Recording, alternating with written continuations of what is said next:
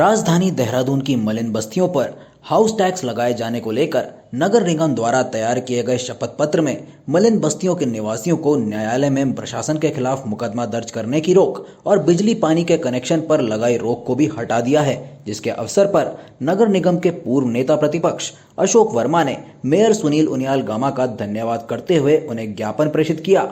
आपको बता दें कि नगर निगम द्वारा शपथ पत्र में लगाई गई शर्तों के खिलाफ नगर निगम के पूर्व नेता प्रतिपक्ष अशोक वर्मा और अन्य पार्षदों ने मेयर को ज्ञापन सौंपा था, जिसके बाद अब इन शर्तों को हटा दिया गया। इस बात को लेकर अशोक वर्मा ने कहा कि निगम द्वारा रखी गई शर्तें आपत्तिजनक थी, जिसे हटाना बेहद जरूरी था।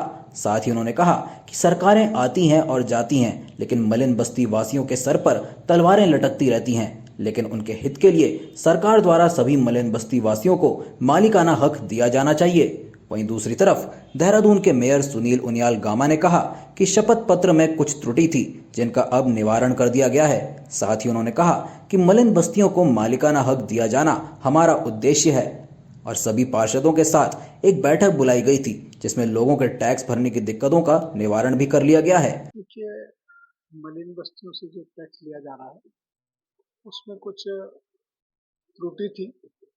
माननीय हमारे अशोक वर्मा जी ने उसको संज्ञान में डाला है और जो त्रुटियां थी हमने उनको ठीक किया है। हमारा उद्देश्य है कि मलिन बस्ती वालों को मालिकाना हक मिलना चाहिए। हमारा उद्देश्य है कि जो टैक्स की परिधि में आते हैं उनसे टैक्स लेना चाहिए। उसी कड़ी में हम टैक्स ले रहे हैं और टैक्स जमा करने में जो दिक्कतें आ रही थी उनको हमने दूर करने का प्रयास किया और कल जो है हमने एक बैठक बुलाई थी। माननीय वर्मा जी भी आए थे, माननीय हमारे पार्षद लोग भी आए थे। उसको संज्ञान में लेते हुए उसको ठीक कर दिया गया है ताकि जनता को जो है टैक्स जमा करने में कोई भी दिक्कत ना हो। देखिए, that point was very objectionable कि आप किसी के अधिकारों का हनन नहीं कर सकते। आप उसको ये नहीं कह सकते इतने बड़े लोकतंत्र में कि आप कोर्ट में नहीं जाएंगे। ये अपने आप में बहुत दुखद था और जब हमारे संज्ञान में ये आया तो हमने मेयर साहब से आग्रह किया और हमने लिख के दिया कि साहब ये बड़ा ऑब्जेक्शन है, हमें इसमें ऐसा नहीं होना चाहिए। संसार का सबसे बड़ा लोकतंत्र भारतवर्ष कहलाया जाता है, यहाँ पर ऐसा नहीं होना चाहिए।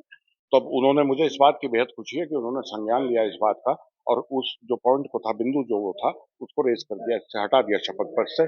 साथ ही कुछ और तब्दीलियां उन्होंने इसमें की हैं जो कि मलिन बस्ती वालों के मैं समझता हूँ हित में रहेंगी और आने वाला समय उनके लिए अच्छा होगा। मलिन बस्ती वालों के लिए मैं उम्मीद करता हूँ राजनीतिक दृष्टि से मलिन बस्ती के लोगों को नहीं देखा जाना चाहिए, मानवीय दृष्टि से लोगों को देखा जाना चाहिए, केवल वोट बैंक के नजर से नहीं देखा जाना चाहिए, मेरा मानना है।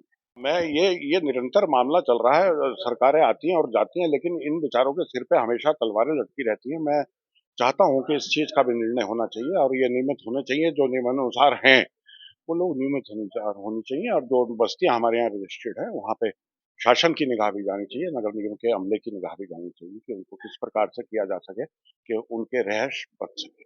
हाँ, ये बात अपने आप में बड़ी बात है कि समय पे नहीं हो रहा। एक बार पहले भी 97 से 98 तक हम लोग यहाँ सभासद के रूप में रहे थे और उसके बाद 2003 में वो चुनाव हुआ। इस बीच यहाँ पे प्रशासक बैठे रहे, लेकिन मेरा मानना ये रहता है जनप्रतिनिधि रहने चाहिए, क्योंकि एक आम आदमी की अप्रोच सही प्रकार से जनप्रतिनिधि के पास होती है और ये अब जवाब देना है सरकार को कि ये क्यों विलम्ब हो रहा है। अब आने वाला समय बताएगा कि ऊँट किस करवट जाए।